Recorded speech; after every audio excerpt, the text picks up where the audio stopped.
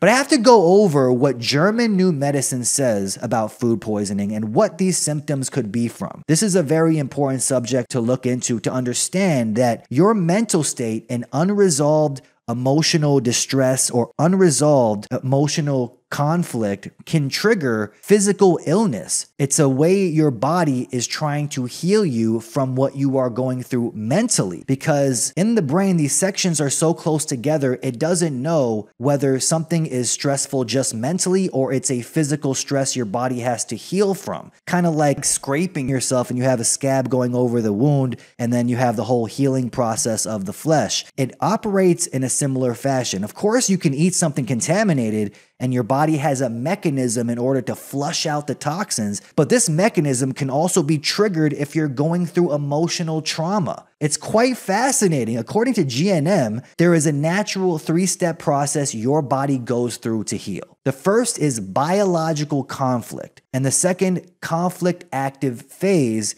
and then there's the healing phase. So there's 3 phases your body goes through in order to heal. In GNM, the main focus is on the relationship between emotional conflicts, biological changes in the body, and the manifestation of specific diseases. The theory suggests that unresolved emotional conflicts or traumatic events can lead to biological changes and ultimately result in the development of particular illnesses too. Now let's go over what German new medicine says about stomach issues, for instance, like diarrhea or vomiting here. Food poisoning is seen as a biological response to a specific conflict or traumatic event, according to GNM. It says DHS, they call it, which is Durkheim syndrome, DHS, aka a significant emotional shock related to food, could potentially trigger a biological response that leads to the symptoms associated with food poisoning. So for example, what happened with me, according to GNM, is the day before I got really sick and felt the symptoms coming on, I experienced a biological conflict or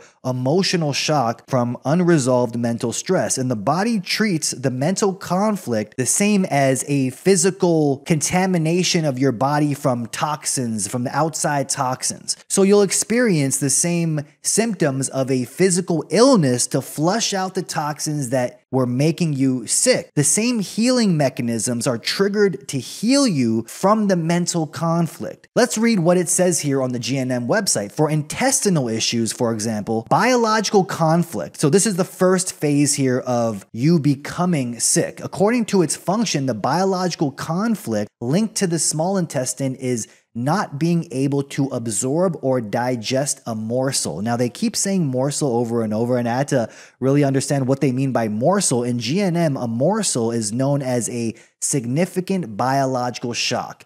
So you're unable to digest a morsel. Now, a morsel in nature could be a piece of food that's contaminated. You swallow it, your body can't accept it. Now you're going to have healing mechanisms such as diarrhea, throwing up, excreting it through your skin. That's a morsel in the physical sense. But there's also a morsel in the mental sense where your body is going into biological shock from something like an emotional conflict. So when this is experienced, for instance, like anger about a person, a family member, a friend, a neighbor, client, teacher, etc., about a work situation, work-related stress, anger, relationship-related, or about remarks, accusations, insults, criticisms, or people telling you bad news that is hard to take in quotes or difficult to digest. So your body has ways to flush out the traumatic emotional morsel, and it's going to be the same symptoms as a physical illness. Another great example of biological conflict, remember this is the first phase of something about to get you sick. So it says here for stomach issues as well, the biological conflict linked to the stomach and the smaller intestine is an indigestible morsel conflict. For animals, an indigestible morsel is about a real piece of food, whereas for humans,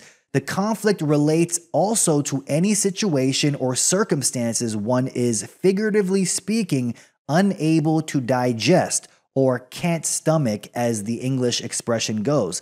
So a biological shock from emotional distress that you can't stomach can trigger illness symptoms, such as food poisoning symptoms. Then we have the second phase right here. Right after the biological shock, being confronted with something that emotionally hurts you, you will now be in a conflict active phase. Starting with the DHS, remember the Durkheim syndrome, in other words, a biological shock. During the conflict active phase, intestinal cells proliferate proportionally to the intensity of the conflict. The biological purpose of the cell increase is to be able to absorb and digest the morsel, aka biological shock. So during this phase, cells can build up in a certain area to help digest the emotional lump. This could lead to bowel obstruction. In conventional medicine, the thickening of the intestinal wall may be diagnosed as a cancer.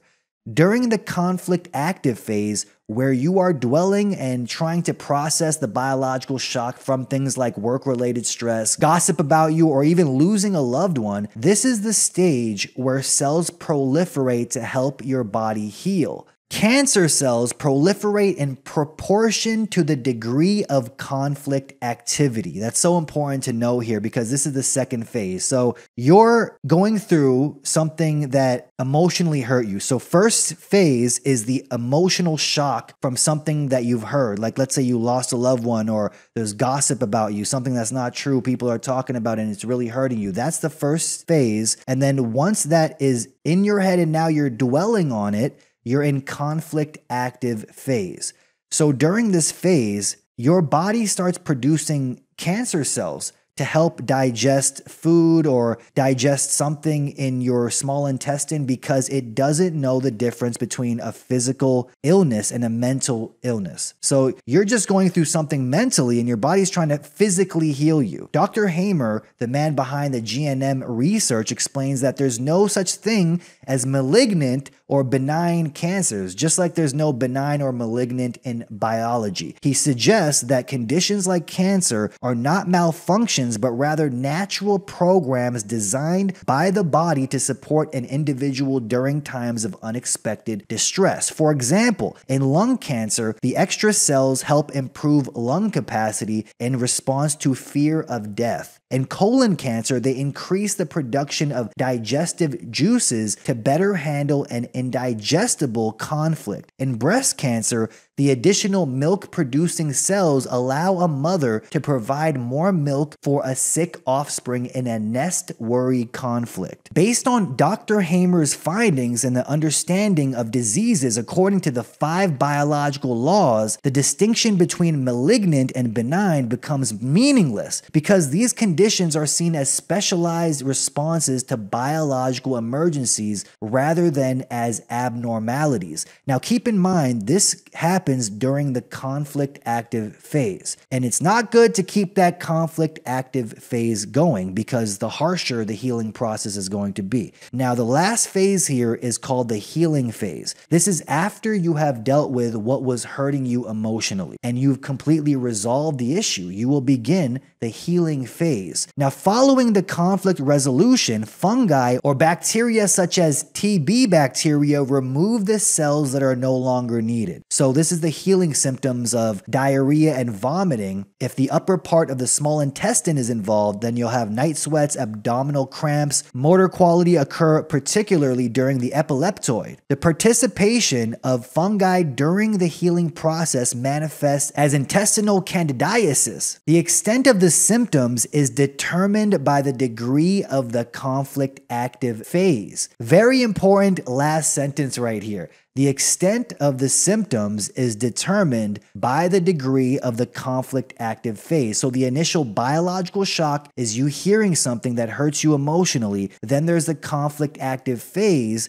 which is you now dwelling on what has hurt you. Now, the longer you dwell on this, the longer this process takes, the harsher the healing phase is going to be. Take a look at this picture right here. Hanging conflict refers to the situation where a person remains in the conflict active phase because the conflict cannot or has not yet been resolved. It says here, many of us are living with hanging conflicts, with little or no symptoms, since symptoms in the conflict active phase are rare. Lasting intense conflict activity, however, drains the body of energy, which could lead to death. Yet a person can never die of cancer. Those who don't make it through the conflict active phase die as a result of energy loss, weight loss, protein depletion, sleep deprivation, and above all, because of the fear of the disease, particularly the fear of cancer. With a negative prognosis, you have 6 months to live. Metastasis scares. The cancer is spreading, and highly toxic chemo treatments added to the emotional and mental distress. Cancer patients have little chance to survive. Worn out and exhausted, they waste away and eventually die of cachexia. Now, this is written on the GNM website right here. It is called learninggnm.com. This is where I'm getting this from, and I'm trying to put it in my own words to help me understand it a little better. In GNM, it says, we take the following approach. If an intense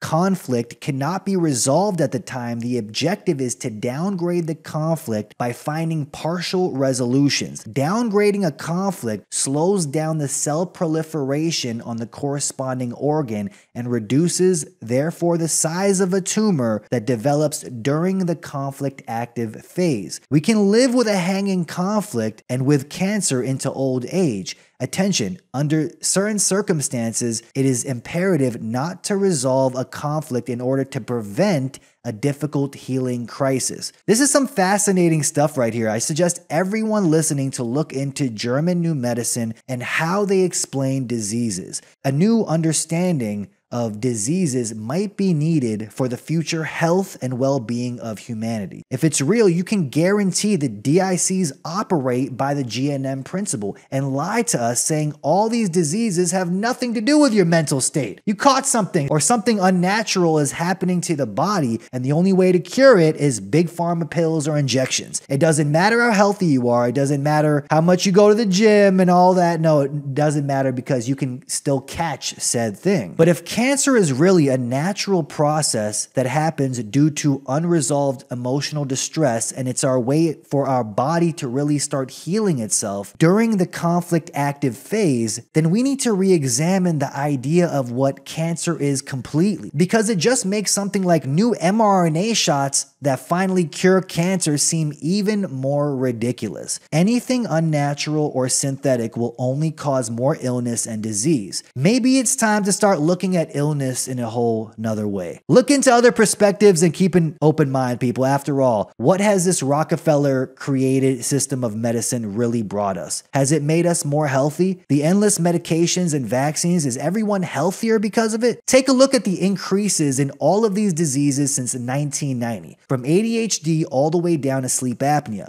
Things like bipolar disorder in children up 10,000%, chronic fatigue syndrome up 11,000%. Maybe it's time to start looking into what dis-ease really is, because clearly what we've been told has been a lie, and understand that they have to slip in the truth here and there because it's so obvious it would be insane not to admit it. Stress is linked to cancer. Even mainstream news got to admit it here and there. Now, this should lead you down a rabbit hole already. Just thinking about that for a second. Your mental state can cause cancer in your body. If you're in a bad mental state, if you're in a terrible place mentally, you can die from cancer. Then what's the opposite of that? What if you're in a good mental state? What if you are in true bliss and nirvana? Could you live for thousands of years? Is that possible? With no fear, no stress? Because the opposite of that is dying of cancer if you overthink. So clearly there needs to be an opposite to that. We need to start looking into what being in a good mental state can do for us. And it'll lead you down the rabbit hole of what German New Medicine is all about, and start looking at these diseases and illnesses from a different angle. Because clearly we need to keep an open mind and re-examine all kinds of illnesses. So let me break that down for you here. So you got the biological shock, which is hearing something that really hurt you, And when you hear that, you're going to be in a conflict active phase, which means you're going to be dwelling on that thought or something that has hurt you. The longer that takes, the longer the symptoms of the healing phase are going to affect you. So you're building cancer cells in a lot of places, and this happens a lot of time. Apparently, we develop cancer cells all the time in our bodies. But of course, they come and they go, and that's just a natural bodily process. But the longer you dwell on something that hurts you and you're not resolving the conflict active phase, aka you're in a hanging conflict over something that is hurting you mentally, the healing phase might even kill you. So this is important, according to German New Medicine, to resolve the emotional distress, resolve something that is really hurting you. Because if you don't, cancer cells are proliferating. And once they proliferate in a certain area, the healing phase tells bacteria such as TB bacteria to go there and take out those cancer cells. And by doing so, people will start vomiting, they'll throw up, diarrhea, they'll lose all of their energy, they will be sick. And it makes sense because during this phase is when people are diagnosed with stage 4 cancer and you need to go to chemo right away, because a lot of people don't have any symptoms when they have cancer until it's too late, in quotes. So their bodies are shutting down, they're really weak, they're throwing up. What's really happening there is they're going through a healing phase, and there must be support in this healing phase because, like I said, if the conflict active phase was too long, then the healing phase might really kill them. But the healing phase is important to understand because it is a healing process. You have officially resolved what has been hurting you, and you are going through a healing phase, which consists of the throwing up and whatnot. So just a great way to look at disease. And this doesn't mean that this is the only reason people develop cancers. This is just another way to look at it, because not just, let's say, ingesting toxins, you'll get sick, but ingesting mental stress will get you sick the same way. And that's important to know. And that's where I'm going to leave that whole segment there. Okay. We got a lot of subjects to get into, folks.